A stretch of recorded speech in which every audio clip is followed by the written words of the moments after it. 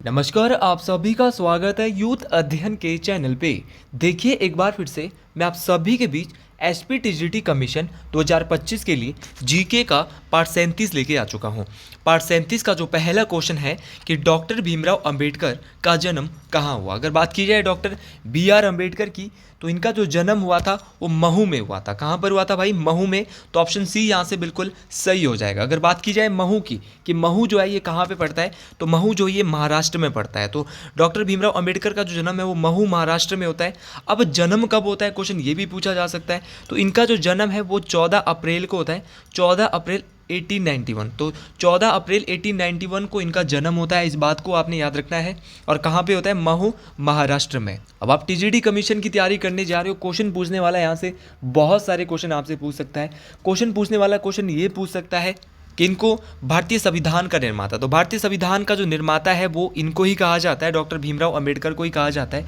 इनको ही आधुनिक मनु, याद रखना है, बहुत इंपॉर्टेंट है कि आधुनिक मनु के नाम से किसे जाना जाता है। तो भारत में आधुनिक मनु के नाम से डॉक्टर भीमराव अंबेडकर को ही जाना जाता है।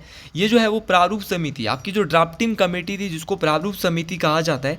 अगर मैं प्रारूप समिति की बात करता हूँ, इसको ड्राफ्टिंग कमेटी अंग्रेजी में कहते हैं। और साथ में इसको जो है वो पांडुलेखन समिति, टंकण समिति, दो नाम और इसके हैं। एक तो है इसका पांडुलेखन, ये भी बहुत बार पूछा गया है कि पांडुलेखन समिति के नाम से किस कमेटी को जाना जाता है। तो ये जो प्रारूप समिति है, ड्राफ्टिंग कमेटी है, इसी को पांडुलेखन समिति भी कहते हैं, इसी को टंकण समिति भी कहते हैं। ये दोनों बातें आपको याद रखनी है। और इसके जो प्रारूप समिति थी, ये किसके द्वारा जो इसको बनाया गया था, तो इसकी जो अध्यक्षता की थी वो डॉक्टर भीमराव अंबेडकर के द्वारा ही की गई थी। ये प्रारूप समिति जो थी ये कब बनाई गई थी, ऐसा भी क्वेश्चन आया है। तो प्रारूप समिति की जो स्थापना है वो 29 अगस्त 1947, मोस्ट इंपॉर्टेंट बात है, 29 अगस्त 1947 को प्रारूप समिति की स्थापना हुई थी, इस बात को आपने याद रखना है। अगर मैं डॉक्टर भीमराव अंबेडकर की बात करता हूँ, लेकिन उससे पहले आपको एक चीज़ और याद रखनी है। अगर आप भी टीजीटी कमीशन या जेबीटी कमीशन की तैयारी कर रहे हो, तो हमारे बैचेज अभी रनिंग में चले हुए हैं, जिसमें लाइव प्लस रिकॉर्डेड क्लासेस, अगर आप कहीं जॉब भी करते हो तो बाद में भी इन क्लासेस को आराम से घर बैठ के देख सकते हो। ये हमारा नंबर है 7876145409। आपको यहाँ पर हर एक चीज़ डिटेल्स, ऑल सब्जेक्ट यहाँ पे कराए जा रहे हैं। अगर बच्चों का यहाँ पे बहुत सारा डाउट रहता है कितने सब्जेक्ट होंगे, सर टोटल 11 से 12 सब्जेक्ट है और सारे के सारे सब्जेक्ट आपको करवाए जा रहे हैं। 7876145409 ये हमारा कॉन्टैक्ट नंबर है। 499 रुपये यहाँ पर इस बैच की फ़ीस है। आप जल्दी से जल्दी इस बैच से जुड़ सकते हैं। अगर मैं बात करता हूँ डॉक्टर भीमराव अंबेडकर की, इनके बारे में भाई बहुत सारे क्वेश्चन बनते हैं। इनके द्वारा एक बुक लिखी गई थी जिसका नाम था थॉट्स ऑन पाकिस्तान। ये भी आया था एक बार, बुक में आया था कि थॉट्स ऑन पाकिस्तान, ये बुक किसने लिखी थी। तो ये बुक जो है डॉक्टर भीमराव अंबेडकर, जो प्रारूप समिति, ड्राफ्टिंग कमेटी जो थे उसके अध्यक्ष थे।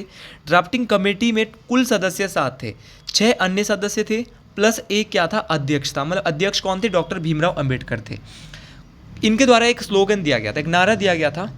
और इनके द्वारा जो नारा दिया गया था वो नारे दिए गए थे, शिक्षित बनो, संगठित रहो और संघर्ष करो। क्या नारे दिए गए थे?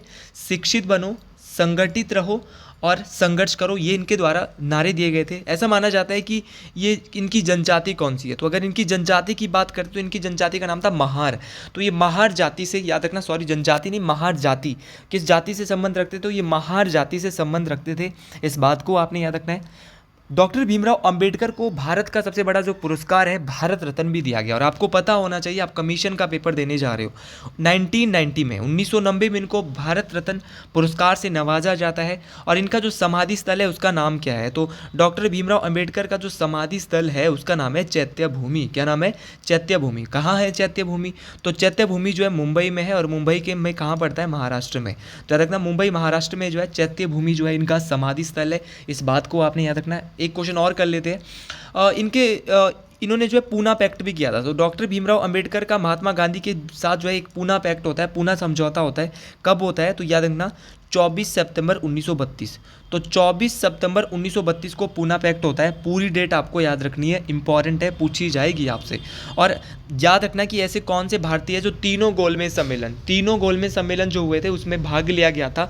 तीनों जो राउंड टेबल कॉन्फ्रेंस हुई थी उनमें जो भाग लेने वाले एकमात्र भारतीय जो अगर मैं बात करूं तो वो कौन थे? तो इनका नाम बहुत पूछा जाता है तीनों गोलमेज सम्मेलन के लिए, तो वो थे डॉक्टर भीमराव अंबेडकर। कुछ किताबें इनके द्वारा लिखी गई थी, जैसे कि एक और एक सभा की इन्होंने स्थापना की थी जो आपने सुना भी नहीं होगा, वो है बहिष्कृत हितकारिणी सभा। क्या बोला मैंने? बहिष्कृत हितकारिणी सभा की स्थापना की थी भीमराव अंबेडकर ने। कब? 1924 में। तो याद रखना ये क्वेश्चन आ सकता है, बहिष्कृत हितकारिणी सभा की स्थापना डॉक्टर भीमराव अंबेडकर के द्वारा 1924 में की जाती है। और याद रखना ये जो बहिष्कृत हितकारिणी सभा इन्होंने बनाई थी वो अछूतों की शिक्षा को बढ़ावा देने के लिए, जो अछूते लोग थे उस समय उनकी शिक्षा को बढ़ावा देने के लिए इन्होंने बहिष्कृत हितकारिणी सभा की स्थापना की थी। इनके द्वारा कुछ बुक लिखी गई थी, जैसे कि इनकी बुक थी बहिष्कृत भारत। कौन सी थी? बहिष्कृत भारत इनकी एक बुक थी। मूक नायक भी इनके द्वारा ही लिखी गई एक रचना है, याद रखना मूक नायक।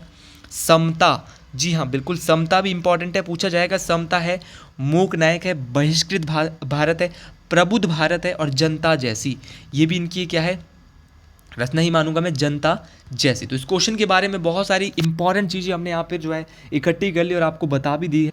तो अगले क्वेश्चन की बात करते हैं कि चौथ क्या था। अगर बात करते हैं चौथ की कि ये चौथ जो है वो क्या था। अगर मैं चौथ की बात करता हूँ तो चौथ जो है वो शिवाजी द्वारा पड़ोसी राज्यों पर लगाया गया राजस्व कर था। या जो इसके पड़ोसी राज्य थे इनके ऊपर जो है एक कर लगाया जाता था। ये 1/4 होता था। 1/4 जो है वो वार्षिक आय का, देखिए एक साल का 1/4 हिस्सा जो है वो शिवाजी को देना होता था, ये चौथ था। उसी प्रकार इसके द्वारा एक तो चौथ कर लगाया था, दूसरा कर इसके द्वारा लगाया था एक सरदेशमुखी। क्या लगाया था भाई? सरदेशमुखी। सरदेशमुखी भी जो है शिवाजी के द्वारा ये कर लगाया गया था। और इसमें क्या होता था? इसमें 1/10 होता था कि अगर आपकी जो वार्षिक आय है उसका 10वें हिस्से का एक हिस्सा आपको देना पड़ता था। तो सरदेशमुखी तो ठीक था, ठीक करता, लेकिन चौथ जो है इसमें तो भाई आपको 25% 1/4 देना पड़ता था। तो सरदेशमुखी और चौथ दोनों कर किसने लगाए थे? शिवाजी ने लगाए थे। इस बात को आपने याद रखना। भाई औरंगजेब दिया है, औरंगजेब के द्वारा तो भाई जजिया कर को दोबारा शुरू किया गया था।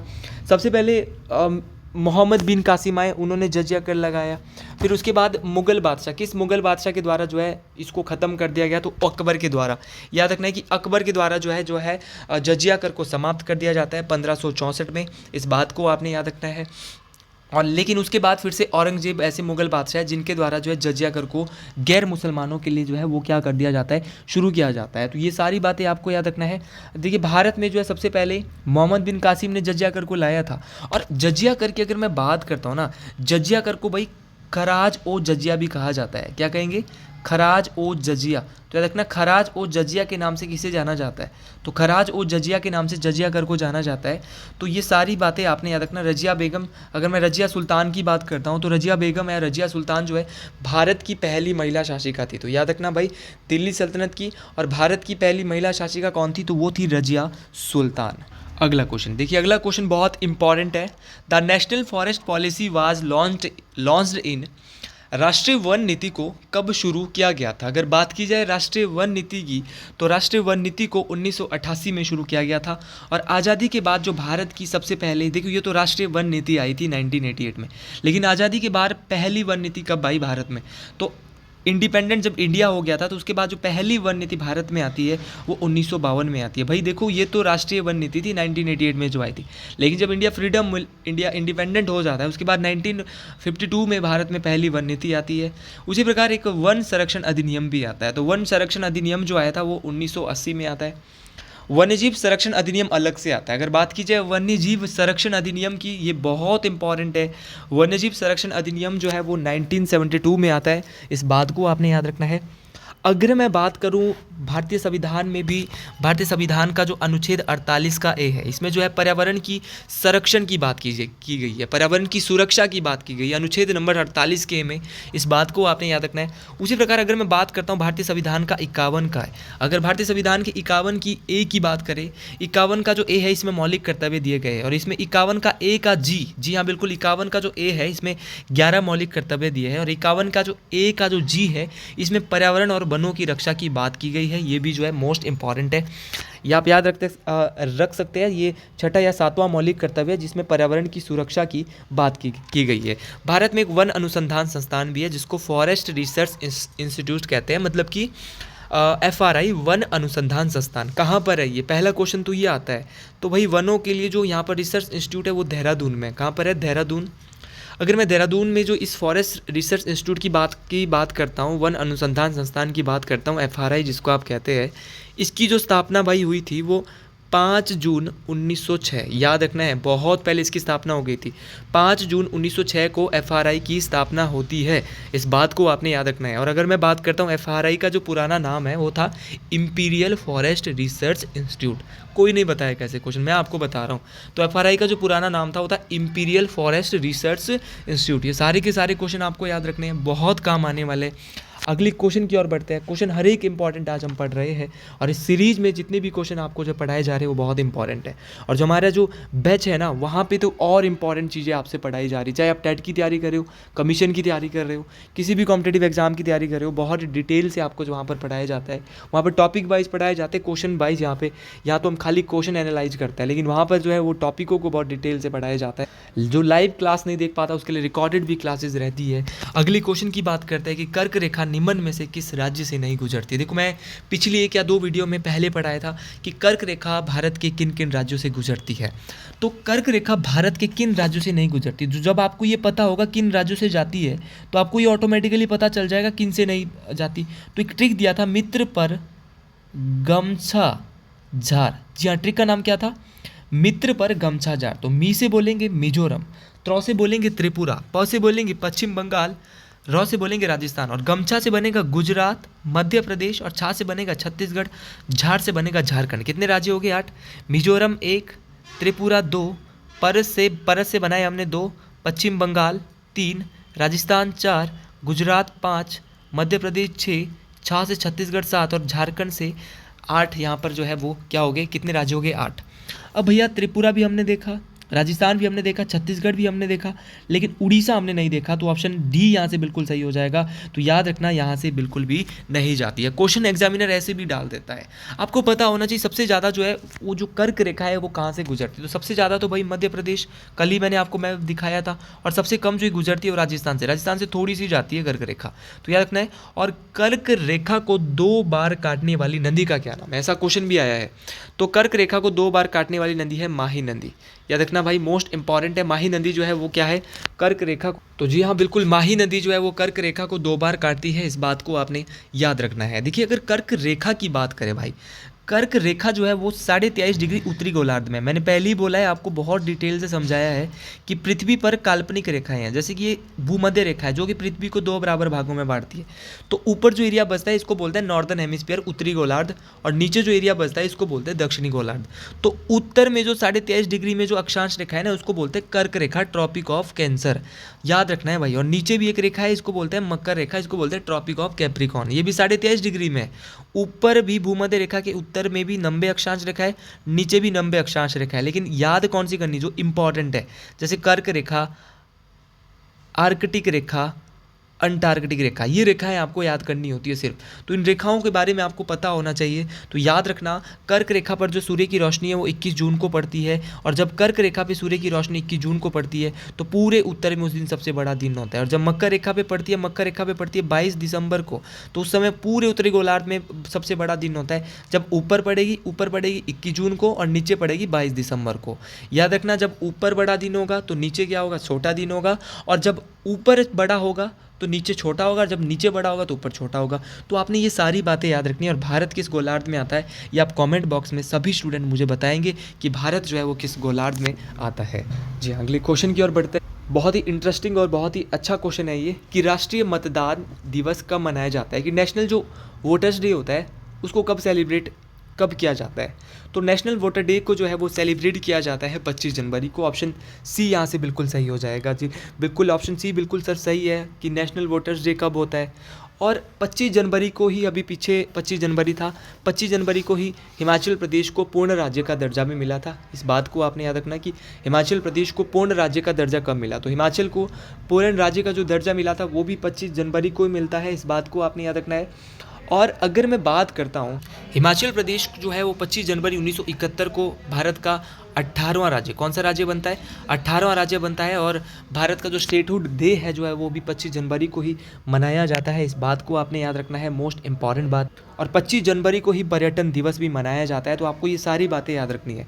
अगर मैं जनवरी माह की बात करता हूँ, जनवरी माह में कुछ इंपॉर्टेंट डे की बात करता हूँ जो कि परीक्षाओं में बहुत बार पूछे जाते हैं। जैसे कि 24 जनवरी को क्या होता है? तो 24 जनवरी को भाई क्या होता है? 24 जनवरी को होता है राष्ट्रीय बालिका दिवस। बहुत इंपॉर्टेंट है, कमीशन में पूछा जाएगा। आप लोग 5 जून को सोच के चलेंगे तो 5 जून को तो भाई कोई नॉर्मल सा डे होता है। 5 जून को जो होता है वो आपका क्या होता है? आप सभी जानते हैं कि नॉर्मल सा डे जो है वो 5 जून को पर्यावरण दिवस के रूप में मनाया जाता है, विश्व पर्यावरण दिवस मनाया जाता है। लेकिन 24 जनवरी बहुत कम लोगों को पता होता है, राष्ट्रीय बालिका दिवस मोस्ट इंपॉर्टेंट मैंने आपको बोला। उसी प्रकार 1 दिसंबर, भाई 1 दिसंबर को क्या होता है? तो 1 दिसंबर को जो है अंतर्राष्ट्रीय शाकाहारी दिवस या अंतर्राष्ट्रीय वृद्धजन दिवस होता है। सॉरी, 1 दिसंबर को जो होता है ये वृद्धजन दिवस नहीं होता। 1 दिसंबर को जो है विश्व एड्स दिवस होता है। माफ़ी चाहूँगा, क्या होता है? विश्व एड्स दिवस होता है 1 दिसंबर को होती है। ये भी आप याद रखें, विश्व एड्स दिवस कब होता है? तो वो 1 दिसंबर को होता है। अगर मैं जनवरी के कुछ इंपॉर्टेंट दिनों की बात करता हूँ तो बहुत सारे डे यहाँ पर जो है वो होते हैं। जैसे कि आपका अगर मैं जनवरी माह के ही बोलूँ, 4 जनवरी को विश्व ब्रेल दिवस मनाया जाता है। 9 जनवरी को महात्मा गांधी भारत लौटे थे, 9 जनवरी 1915 को। तो 9 जनवरी को प्रवासी भारतीय दिवस मनाया जाता है। तो ये भी मोस्ट इंपॉर्टेंट है। राष्ट्रीय युवा दिवस 12 जनवरी को होता है। ये भी आपको याद रखना है, मोस्ट इंपॉर्टेंट है। ये भी स्टार्टअप डे के रूप में भी अब मनाया जा रहा है। ये 16 जनवरी से जो है ये स्टार्टअप डे मनाया जाता है, क्योंकि 16 जनवरी 2016 को जो है वो स्टार्टअप योजना की भारत में शुरुआत होती है। और उसी प्रकार आपका पर्यटन दिवस कब होता है? तो पर्यटन दिवस भी देखो, मतदाता दिवस कब होता है? 25 जनवरी को। और पर्यटन दिवस भी कब होता है? सर 25 जनवरी को ही होता है। इस बात को आपने याद रखना है।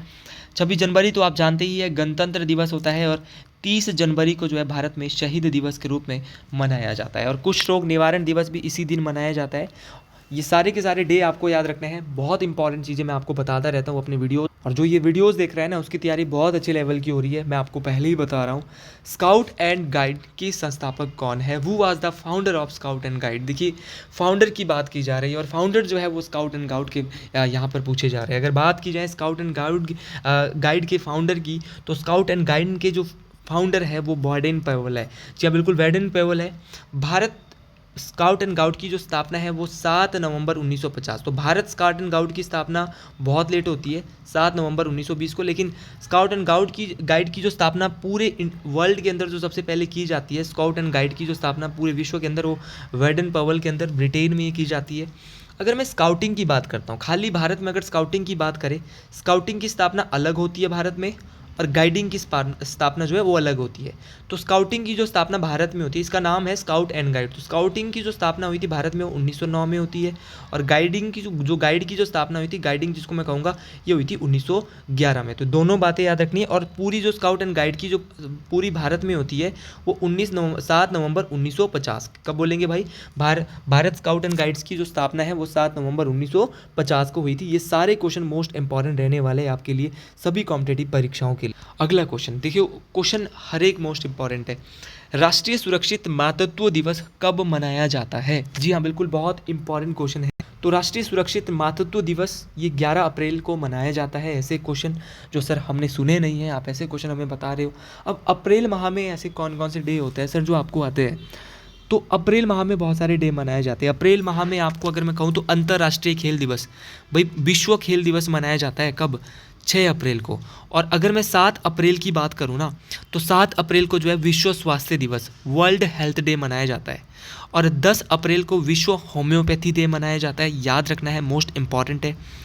और अगर मैं बात करूँ यूनेस्को डे विश्व विरासत दिवस के रूप में मनाते हैं, ये 18 अप्रैल को मनाया जाता है।